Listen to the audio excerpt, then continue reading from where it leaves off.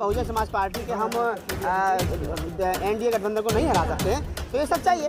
तो अब ये बात कांग्रेस के शीर्ष नेतृत्व को समझनी चाहिए। मायावती जी को भी बुलाओ, अखिलेश यादव को बुलाओ, और अगर हमें कहीं बड़ा दल दिखाते हुए किसी को 2-4-5 सीट छोड़नी पड़ रही है तो हमको छोड़ देनी चाहिए। तो ये इंडिया गठबंधन या तो खत्म हो जाएगा, ये 99% इंडिया गठबंधन खत्म हो जाएगा। और हाँ, मैं बता रहा हूँ, आज आपको बड़ी बात कह रहा हूँ। और अगर 1% इंडिया गठबंधन रहता है तो वो तभी रहेगा जब उसमें मायावती, बसपा का वोटर जो वो देख रहा है कि अगर मायावती जी इंडिया गठबंधन में जाती हैं तो वो बसपा का एक वोटर जो है बसपा को वोट करेगा। और अगर इंडिया गठबंधन में नहीं जाती तो 1% हो सकता है, थोड़ा सा दाएं थोड़ा सा दाएं वोट बिखर जाए, तो वो बसपा के लिए भी नुकसानदायक और इंडिया गठबंधन के लिए भी नुकसान। अगर बसपा बीजेपी की बी टीम होती तो वहाँ फूले अम्बेडकरी विचार नहीं होता, वहाँ जय श्री राम राधे श्याम होता। वहाँ जय श्री राम और राधे श्याम नहीं हो, आज भी जय भीम नमो बुद्धाय है। एक अच्छा लड़ाका है, चंद्रशेखर एक अच्छा समाज के दुख दर्द में शामिल हो जाता है, लेकिन कम से कम अभी समाज जो है चंद्रशेखर को नेता स्वीकार करने के मूड में। गठबंधन कर रहे हैं चंद्रशेखर, देखिए गठबंधन तो ऐसे लोग भी कर रहे हैं भाई साहब, जिनका निगम पार्षद भी नहीं।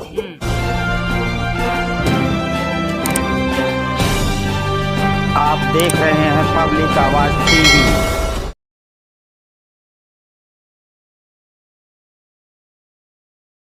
कांग्रेस के कई बड़े नेता कह रहे हैं बगैर बसपा के हम बीजेपी को नहीं हरा पाएंगे 2024 के चुनाव में। कैसे देख रहे हैं उनके बयानों को इस टाइम? ये जो कह रहे हैं ना, देखो होता क्या है कि जो बात सच है वो आपको या तो आज स्वीकार करनी पड़ेगी, और अगर आज आप स्वीकार नहीं करोगे तो कल स्वीकार करनी पड़ेगी।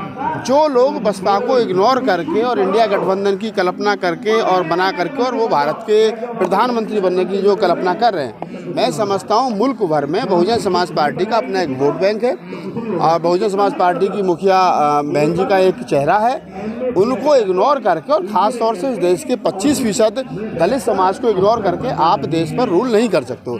तो जो देश के जो कांग्रेस पार्टी के और जो छोटे नेता, चाहे वो अजय राय है, चाहे वो और आचार्य प्रमोद किशोर है, वो जो ये बात कह रहे हैं कि बिना बहुजन समाज पार्टी के हम एनडीए गठबंधन को नहीं हरा सकते हैं, तो ये सच्चाई है। तो अब ये बात कांग्रेस के शीर्ष नेतृत्व को समझनी चाहिए, और शीर्ष नेतृत्व के समझ में बात आनी चाहिए। हालांकि उनको भी पता है कि बिना बसपा के हम नहीं हरा सकते, क्योंकि बसपा के पास में अपना 10% पूरा वोट जो वो ऑल ओवर इंडिया है।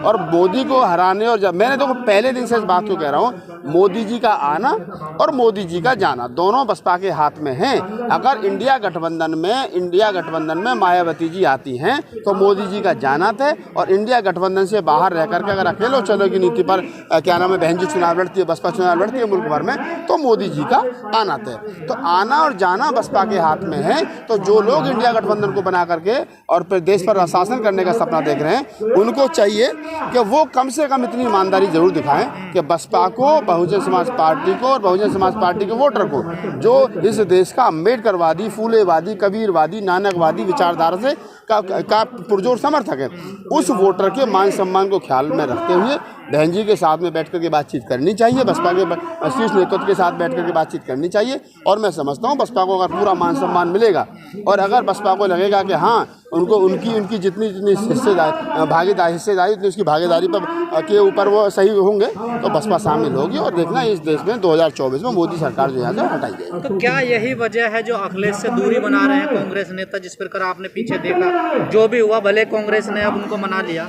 देखिए उनके बीच में क्या बात रही है, अखिलेश यादव की स्टेटमेंट अपने आप में महत्वपूर्ण है। वो भी मुख्यमंत्री रहे, उनके फादर मुख्यमंत्री रहे और वो एक सुलझे हुए राजनेता हैं। उधर उनसे दूरी बना लेना, या मध्य प्रदेश में वो कह रहे थे हमने तो 6 सीट पर की बात की थी, हम तो सोच रहे थे 4 दे देंगे, उनको 4 सीट भी नहीं छोड़ना।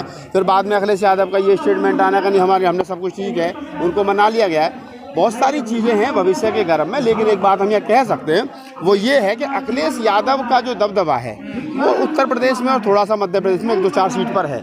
लेकिन बहुजन समाज पार्टी अकेली ऐसी पार्टी है जो उसका वोट दिल्ली में भी है, पंजाब में भी है, हरियाणा में भी है, उत्तराखंड में भी है, छत्तीसगढ़ में भी है, मध्य प्रदेश में भी है, राजस्थान में भी है, हर प्रदेश में, महाराष्ट्र में भी है। तो अगर आपको हिंदी बेल्ट पर और महाराष्ट्र में सही मायने में क्या नाम है बसपा के साथ बैठ करके बातचीत करनी है, तभी आप बीजेपी को रोक सकते हो, अन्यथा नहीं रोक सकते। तो क्या कांग्रेस के लिए सपा बेटर है या फिर बसपा बेटर रहेगी गठबंधन में? देखिए अगर मेरे लिए तो दोनों महत्वपूर्ण है। अगर कांग्रेस की जगह मैं होता, मैं राहुल गांधी होता, और मुझसे कहा जाता कि आप किस प्रकार से देखते हो, तो मैं तो राहुल गांधी होने के नाते, कांग्रेस का अध्यक्ष होने के, मल्लिकार्जुन खड़गे होने के नाते मैं तो कहता कभी मायावती जी को भी बुलाओ, अखिलेश यादव को बुलाओ, और अगर हमें कहीं बड़ा दल दिखाते हुए किसी को 2-4-5 सीट छोड़नी पड़ रही है तो हमको छोड़ देनी चाहिए, इसमें कौन सी बहुत बड़ी बात है। छोड़ देनी चाहिए। तो कांग्रेस नेताओं को जज गई है अब कि बसपा को लाना चाहिए। देखिए कांग्रेस को पता है, और मैं अभी रुकिए, अभी चुनाव में 6 महीने का समय है, 6 महीने में सब कुछ ठीक हो जाएगा। ये इंडिया गठबंधन या तो खत्म हो जाएगा, ये 99% इंडिया गठबंधन खत्म हो जाएगा। और हाँ, मैं बता रहा हूँ, आज आपको बड़ी बात कह रहा हूँ, और अगर 1% इंडिया गठबंधन रहता है तो वो तभी रहेगा जब उसमें मायावती। तो क्या जिस प्रकार कहा जा रहा है कि कांग्रेस जो है राज्य स्तर पर तो गठबंधन नहीं करना चाह रही है और राष्ट्रीय स्तर पर चाह रही है, तो उस पर सहमति बन पाएगी बसपा से? देखिए राज्य स्तर पर, मैं तो कह रहा हूँ राज्य स्तर पर गठबंधन होना ही नहीं चाहिए। राज्य स्तर पर हर पार्टी अपनी अपनी ताकत से चुनाव लड़े, और राज्यसभा विधानसभा चुनावों में जितनी जिसकी ताकत के हिसाब से वो निकल करके आए। अगर उस सपोज करिए मध्य प्रदेश और राजस्थान में और छत्तीसगढ़ के चुनावों में बहुजन समाज पार्टी 20-20 सीटें ले जाती है, 15-15 सीटें ले जाती है, तो उसकी ताकत बढ़ेगी। फिर उसके बाद में बैठ करके मोल भाव किया जाएगा नेशनल लेवल पर, हमारी सीट इतनी वहाँ इतनी वहाँ, तो उसके बाद अब पहले ही आप गठबंधन कर लोगे तो कहाँ से होगा। तो मैं चाहता हूँ कि दिसंबर के बाद में गठबंधन हो और मायावती जी से बैठ करके मायावती कांग्रेस के साथ बैठ करके बातचीत करें, तो एक सकारात्मक रास्ता निकलेगा। तो क्या लगता है आपको बसपा को जाना चाहिए गठबंधन में? बिल्कुल जाना चाहिए। अगर मान सम्मान के साथ बसपा को बुलाया जाता है और सम्मान के साथ में सीटें मिलती हैं, जितनी उम्मीद की जा रही है उतनी सीटें मिलती हैं, क्या बुराई है? एक तरफ तो कहा जा रहा है कि बसपा खत्म हो गई है, दूसरी तरफ कांग्रेस नेता कह भी रहे हैं इस बात को। देखिए बसपा खत्म हो गई है, बसपा जिंदा है या बसपा वेंटिलेटर पे है, ये चीजें जो हैं उन लोगों के लिए जो राजनीतिक रूप से, देखिए एक राजनीति में होता है कि मनोबल डाउन कर देना।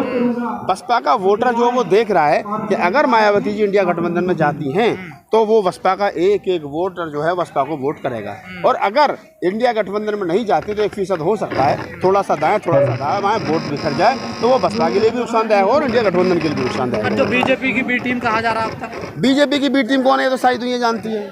अगर बसपा बीजेपी की बी टीम होती तो वहाँ फूले अम्बेडकरी विचार नहीं होता, वहाँ जय श्री राम राधे श्याम होता। वहाँ जय श्री राम और राधे श्याम नहीं हो, आज भी जय भीम नमो बुद्धाय है। वहाँ फूले कभी नानक रैदास की विचारधारा है। तो मैं समझता हूँ कि वो बीजेपी की बी टीम नहीं है। बीजेपी की बी टीम कौन है कौन नहीं है ये तो सब लोग जानते हैं। चंद्रशेखर भी तो है एक ऑप्शन, देखिए चंद्रशेखर राजनेता नहीं, उसको देखिए आप अगर 2024 के चुनाव में आप बात करेंगे तो आपको ये बात हटानी पड़ेगी कि कहीं ना कहीं चंद्रशेखर राजनीतिक व्यक्ति नहीं है। चंद्रशेखर एक अच्छा लड़ाका है, चंद्रशेखर एक अच्छा समाज के दुख दर्द में शामिल हो जाता है, लेकिन कम से कम अभी समाज जो है चंद्रशेखर को नेता स्वीकार करने के मूड में नहीं है। क्यों ऐसा क्यों नहीं? वोट तो है, देखिए उनका दबदबा फिर कहाँ है वोट?